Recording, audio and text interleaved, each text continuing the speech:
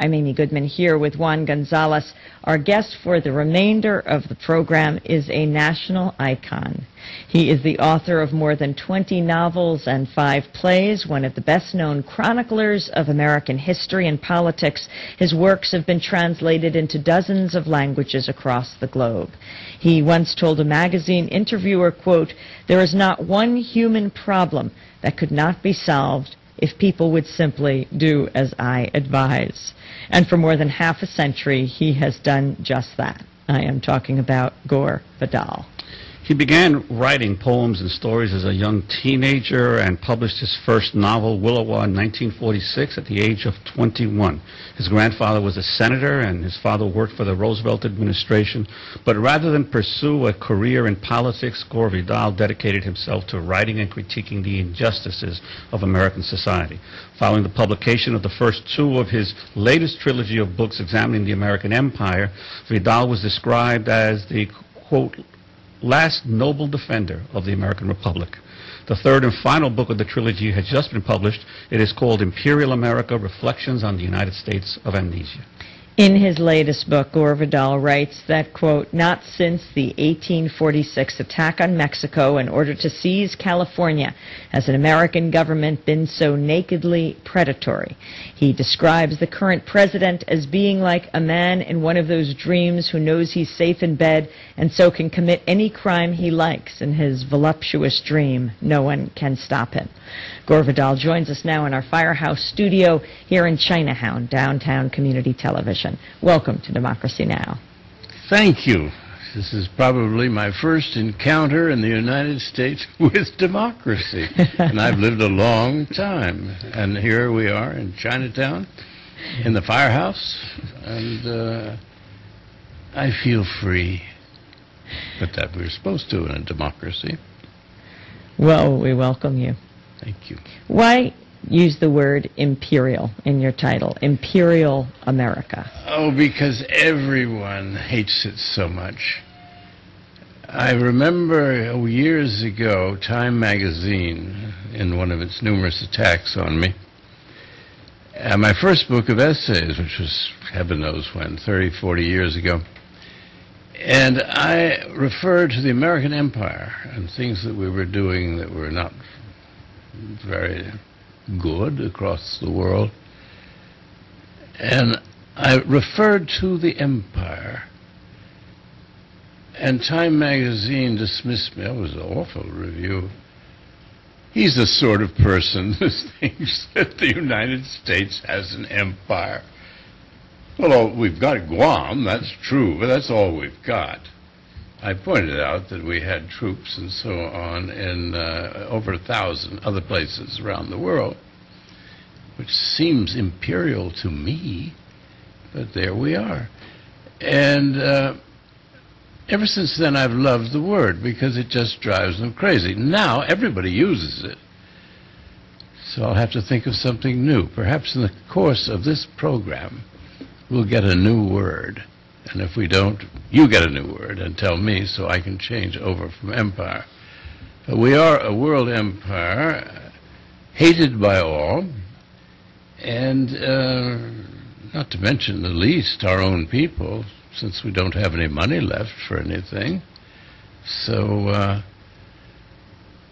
you started to quote something that I had written about Bush, that he's like a kind of crazy kid in a dream, and he thinks he's invulnerable, and he's marching along through a dry forest, and he is lighting matches, dropping them, watching the fires, dropping another one. I'd always assumed, like all good Americans, that he was a hypocrite, particularly in religious matters, and suddenly it began to hit me. He may be another Reagan. He may really believe these are the end times. What difference does it make? The world's going to end anyway. Why save the environment? Save it for what, you know? We're all going to be up there as sunbeams for Jesus. And if he's one of those, well, Those of us who can afford it will emigrate, and the others will be with Jesus in a higher sphere. You talk about about President Bush throwing matches in the forest or lighting matches in the forest. Your book, I thought some of the most powerful parts of it were when you go into all of the outright lies of the Bush administration, and you spend quite a bit of time on his Healthy Forests initiative and his response to wildfires. Could you expound a little bit on that? Well, part of Imperial America is just sort of a list of the lies that he has told us, and there's a special law against people who lie to the American people, whether they're in the legislative branch of the government, judiciary, or the executive, like the president. He has now told so many lies that he knew to be lies and that we know to be lies about everything that he can be, on I think it's 12 counts, he can be impeached immediately without much fuss if you had a majority of people who wanted to impeach him in the House of Representatives. And then he would go on trial in the Senate, as poor Bill Clinton found when he lied about sex, which in my day, that is what gentlemen were supposed to do. Or if everybody told the truth about sex, half the divorced couples in the United States would be in Leavenworth. What are they there for? What are their lawyers there for? Of course you lie. I didn't do it, she did it. No, I didn't do it, he did it. And here are the names and places. Well, there's some things in which it is gentlemanly to lie. To lie about the State of the Union, to lie about the fact of the empire, what the empire is doing. I've been following your program this morning, and Mr. Tennant's resignation, and I thought, what a nice diversion. He's a figure of no consequence at all. It's like, you fire a secretary because she just simply didn't come to work for a month or so and got the work wrong. He is of no consequence at all, Mr. Tennant. Now he's gone. Let's hear President Bush just in the last few days giving the graduation address at the Air Force Academy in Colorado Springs. On this day, in 1944, General Eisenhower sat down at his headquarters in the English countryside and wrote out a message to the troops who would soon invade Normandy. Soldiers, sailors, and airmen of the Allied Expeditionary Force, he wrote, the eyes of the world are upon you. The hopes and prayers of liberty-loving people everywhere march with you. Each of you receiving a commission today in the United States military will also carry the hopes of free people everywhere.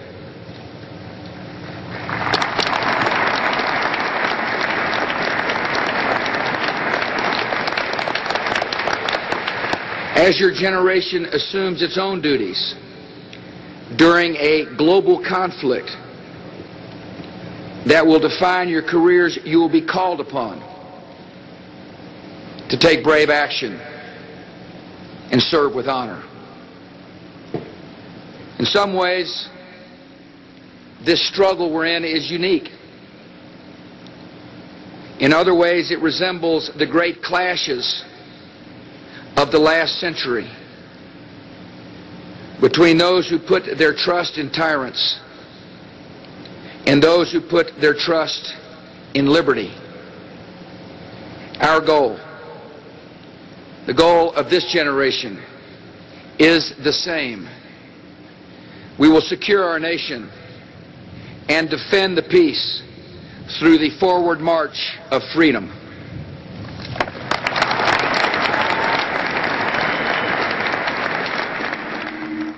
President Bush speaking at the Air Force Academy in Colorado Springs.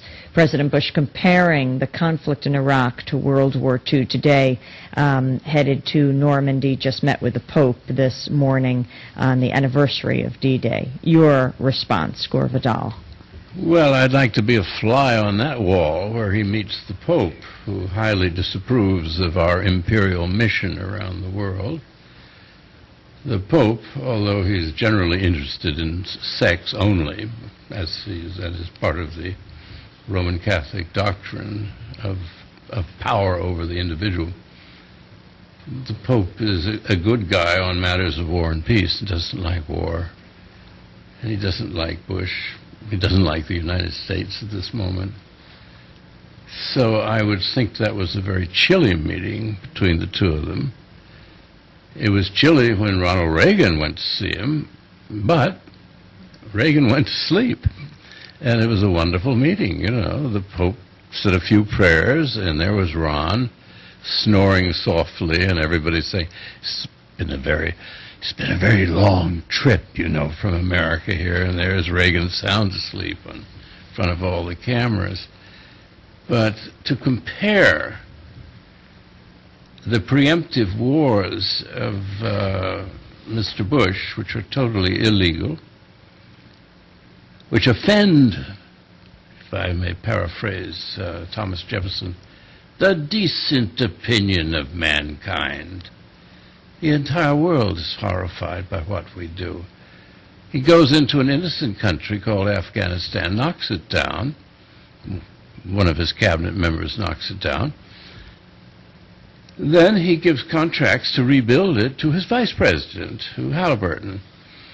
Ditto, then he knocks down another country, which has done nothing to us. I said, well, why didn't you hit Denmark? You know, they're beautiful buildings there. It'll cost a lot more to put them up again, but it'll keep, you know, a lot of money flowing in from the Treasury into rebuilding Tivoli Gardens in Copenhagen. Hit Denmark, was I kept saying all through the... No one listens to me, of course, but I thought that would be better fun. But I'm one of the few people, I suppose, at this table. I should tell you that we're seated at a most beautiful table in one of the most beautiful studios downtown.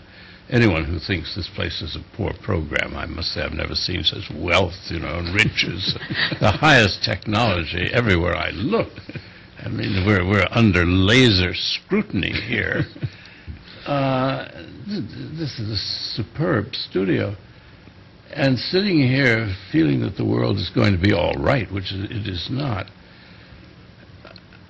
to compare the mess that Bush has made in the world with preemptive wars, which I thought had gone out of fashion with Adolf Hitler. Now, do not write in, do not call, and do not march in the streets that I have compared this evil man, George Bush, to Adolf Hitler, when we all know it's, you know, Mother Teresa, come back, just the wrong sex.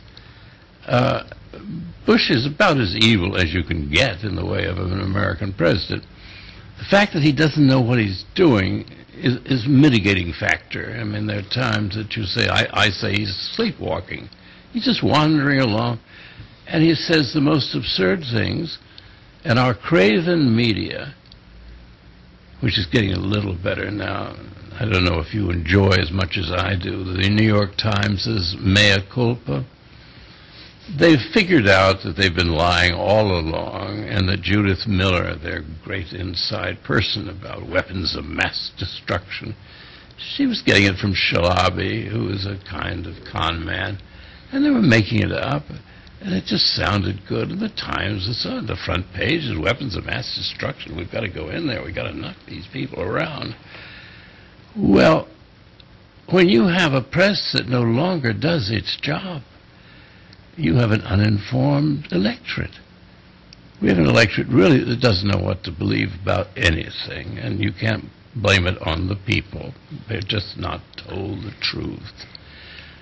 And so, I've gone a long way around to say that there is no way of comparing the series of messes that the Bush people have done I am a veteran. Brace yourself out there, because you only hear from, by and large, from what I call the yellow rose of Texas, which is Mr. Bush, who, being a good yellow rose from Texas, stayed out of all the wars, and Cheney stayed out of them. I, like a fool at 17, enlisted in the Army in the year 1943 and served 3 years in the Second World War. Because that was the thing you did. If your country had been attacked, that's what you do. Nowadays, if your country is attacked, you immediately get a contract to rebuild something. Then perhaps you have a member of the cabinet who knocks down cities, and then you go over to the vice president, get his company, Halliburton, to rebuild them with Treasury money. So, I mean, you can see them working. Hey, Rumsfeld, I want to build, you know, I have this dream. You can hear this coming from one of them. I want a railroad station right in the center of Baghdad. I mean, they need it, but an old-fashioned one, you know, with towers on it and something beautiful, you know. And no cement block, you know. I want brick. And you can hear them at this, and then we rebuild it. So between the destructiveness and all the lies that are told, there's all the corruption. In a proper country, the corruption be reported. You can't find it. And then the president, well, he's like Lyndon Johnson. If you remember, toward the end of Lyndon Johnson's reign and the Vietnam War was going, he couldn't speak anywhere except to army bases. And now we have this little terrier marching around, yap, yap, yap, yap, yap. I'm a wartime president. I'm a wartime president. Just like the big guys. Gore Vidal is our guest, and he has written a new book. It's called Imperial America, United States of Amnesia. We'll be back with him in a minute.